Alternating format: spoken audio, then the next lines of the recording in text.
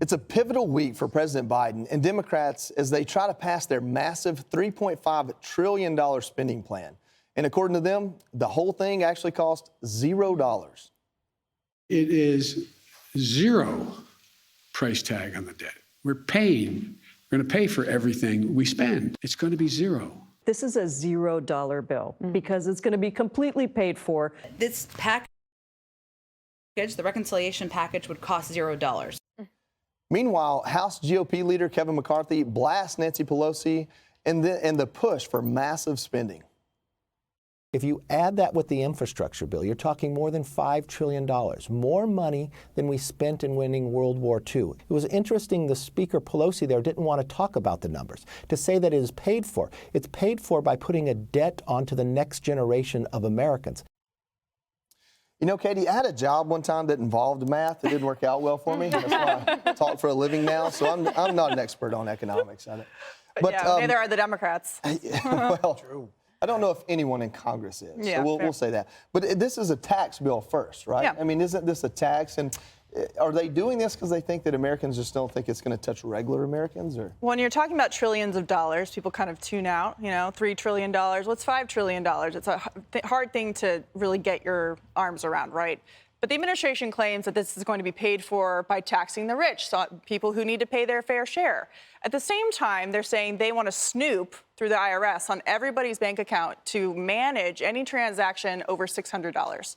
Well, $600 is a pretty regular paycheck. That's a minimum wage paycheck. That's a middle class paycheck. That's definitely a paycheck coming from someone who makes less than $400,000 a year. So Joe Biden is claiming that he's not going to raise taxes. He's going to keep that campaign promise while trying to pass through $3.5 trillion in new spending. And when they also say there's no cost to this, the price tag is at the grocery store. Yeah. The price tag is on inflation when you're trying to build a new house. The price tag is down the road in 5-10 years, maybe sooner, because we're seeing inflation now. So this idea that this is just going to be paid for by the rich, it's so expensive that there's no way that's possibly true. Well, and Dan, exactly. There's a Daily Signal graphic that kind of showed that this was about $27,000 per household if you broke it down by just the numbers. And so I guess the Democrats would say, well, we're only going to get that money from the rich and corporations, but doesn't that mean all the stuff that we enjoy buying just cost us more money? Or we're going to pay that $27 grand before Ford Motor Company or Amazon does, right? Mm-hmm. Yeah, you know, Keynes pointed this out a long time ago. He said that, the way to tax people and do it quietly is, say you wanted to tax a quarter of the economy. What could you do? Say there was $100 in circulation in the U.S., right? It's simple. You could have a tax rate of 25%. You take 25% of the money. But Keynes said, say you just printed $33 and then you took that $33 and spent it. You don't have to tax anybody anything. It's still a quarter of the economy and everybody's money's worth less. But the thing is, like liberals, present company excluded, but liberals I find to be generally stupid. I mean, that's why I'm on the show to debate them, because they don't, I love you, but I'm just saying, like, they don't know anything about economics. So when I say things to them, like I'll debate them on the show, I'll be like, well, you want the rich to pay more. Well, what do the rich pay now? They're like, I don't know, like I never thought of that. So just to be clear, you want them to pay more. Or ask them who the rich are, because I think they would consider a lot of people that they don't know are rich, the government would consider rich, right? Yeah, they don't know anything. I'm dead serious. Like I had a woman on my show. I asked, she was a congressional candidate. I'm like, you're asking for more of our money, right? You would at least a sane person would come in and say, you pay 20%, the rich, you should pay 40. The rich, the top 1%, actually the top 10% pay 40% of the taxes now. So, I mean, how much more do you want? I mean, that's... Well, Dana, we're talking about messaging here. How do we sell American people on it? Is the $0, the Americans buy that, or do they just not care? I have to tell you, if you're buying that, I learned I had the best economics teacher, not professor, but in high school. And the first lesson is no such thing as a free lunch. And I understood the expression. I've never forgotten it. I have to tell you, as a former spokesperson, if they had come to me, the policy people said, we've got a way to sell this. We want you to go out there and say that this is going to cost $0.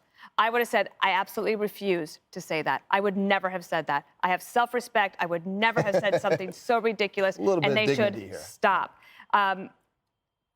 This is a terrible way to run the government. I think both parties have a problem with this. We should not be funding our government this way.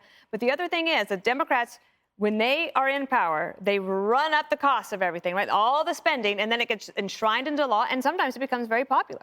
And then when it becomes popular, then the Republicans are in a straitjacket. But I will tell you this, This will hit more people than they're saying. It's not going to be just the 1%. When you start digging into this bill and see how many people are actually going to have to pay, the Republicans they are so divided and they're focused on too many symbolic issues, in my opinion.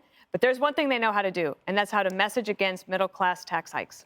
Well, on messaging, Jessica, how do you message the people that $80 billion for the IRS or $3 billion for tree equality? Is that really more Republicans? Is that our messaging trying to point out what's wrong with the bill? Or are Democrats just looking at this saying, hey, it's $3 trillion, no big deal, it's a T, not a B?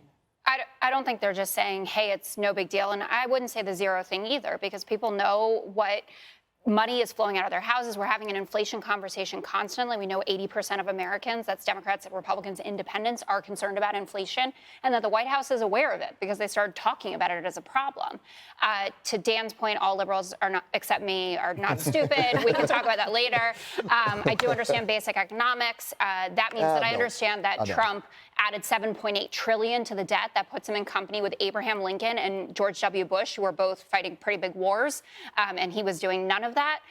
The Americans are always at least one notch smarter above the people that are talking to them about the basic stuff that they handle. And obviously there are specialists out there.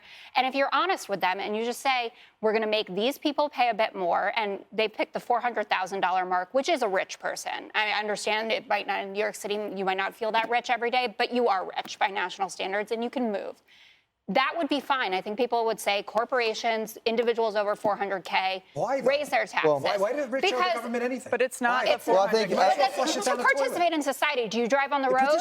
They pay Do your kids go to college? All right. Well, Do you listen, like the we're not going to library? solve it right here, right now. But I think Kirsten Sinema and the squad are going to solve this problem for us and sabotage it all. That's going to be a great So fit. up next, Kamala Harris in crisis and looking for an image makeover.